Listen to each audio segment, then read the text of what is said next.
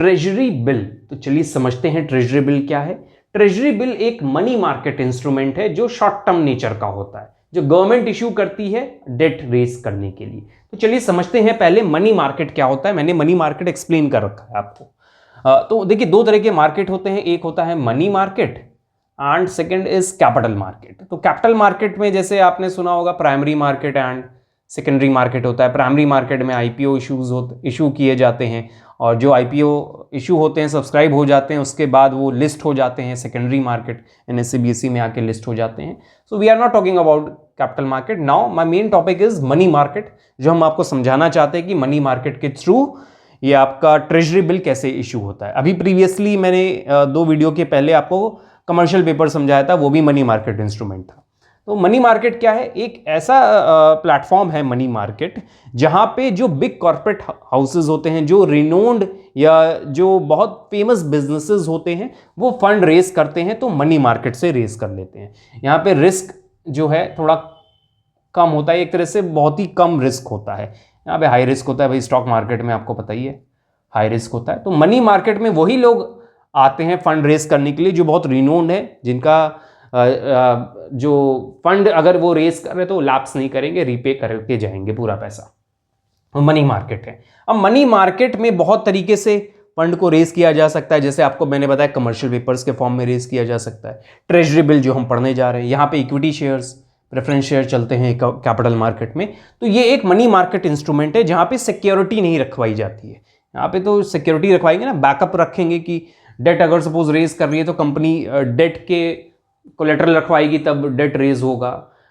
तो यहाँ पर कैपिटल मार्केट में, मनी मार्केट में कोई सिक्योरिटी नहीं ली जाती है, अनसिक्योर्ड फॉर्म में होते हैं। तो ये एक मनी मार्केट है। अब समझते हैं ट्रेजरी बिल यहाँ पे कैसे इशू किया जाता है, क्या उसका मतलब है, कौन इशू करता है, कितने टाइम पीरियड के लिए होते हैं। तो ये ट्रेजरी बिल्स हम समझते हैं। तो अभी मैंने आपको ये बताने का रीजन क्या था कि मनी मार्केट और कैपिटल मार्केट आपको एक रिकॉल हो जाए कि क्या होते हैं ये।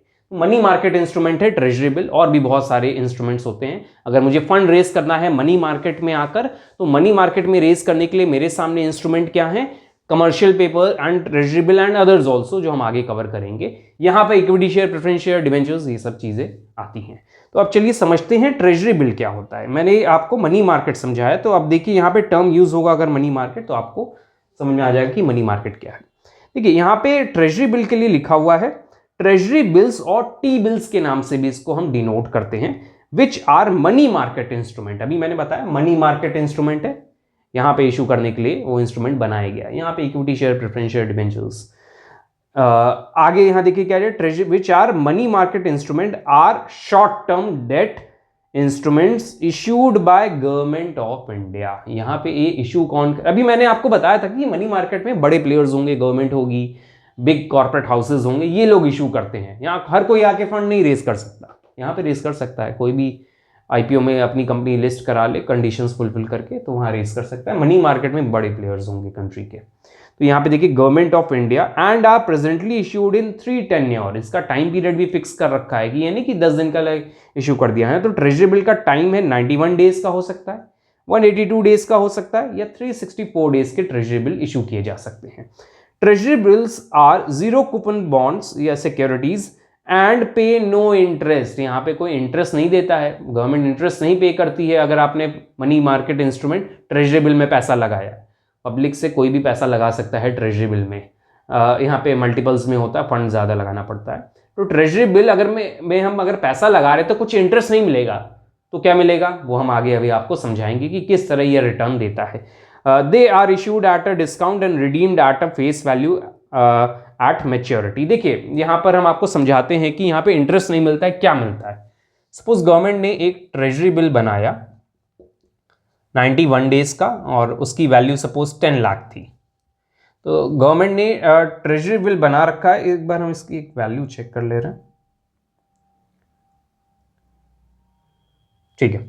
हमें एग्जाम्पल लिया कि 10 लाख का ट्रेजरी बिल गवर्नमेंट ने इशू किया है।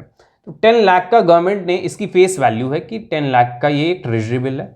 जब फंड रेज करेगी गवर्नमेंट, तो ये ट्रेजरी बिल किसी इंडिविजुअल या इन्वेस्टर को देगी और बोलेगी कि हम इस समय आपसे 9 लाख रुपीज ले रहे हैं, और रिटर्न होते, जब आपको हम पैसा रिटर्न करेंगे 91 डेज के बाद, तो हम आपको 10 लाख रुपीज देंगे। तो यहां जो 1 लाख इसको एक्स्ट्रा मिला, that is earning for investor. तो यहां पे इशूड एट फेस वैल्यू, ये फेस वैल्यू पे sorry issued at discount from face value. Face value 10 lakh थी, इशू किया गया 9 लाख में, इट मींस फेस वैल्यू से डिस्काउंट करके इशू किया गया है। And redeemed at face value, issued at discount, redeemed at face value. तो इस तरीके से अर्निंग होती है। यहां कोई रिटर्न नहीं बताएगा कि हम 5% रिटर्न देंगे, यहां पहले ही फिक्स कर देगा कि 9 लाख में हम आपको इशू कर रहे हैं, जो फेस वैल्यू है वो आपको वापस 91 डेज बाद मिल जाएगी। So these are treasury bills. इनका टेन्योर भी अलग अलग है, जैसे मैंने आपको बताया 91 डेज का हो सकता है, 361 डेज, 364 डेज का हो सकता है, 182 डेज का हो सकता है। So these are treasury bills. तो देखिए यहाँ पे आपको एक ट्रेजरेबल हम शो भी कर दे रहे हैं जो गवर्नमेंट ने इशू कर रखा है गवर्नमेंट ने। तो देखिए यहाँ पे दिया हुआ है ट्रेजरेबल, एक गवर्नमेंट ऑफ इंडिया लिखा हुआ है, या एक ट्रेजरेबल का कैटलॉग मैंने आपको शो किया।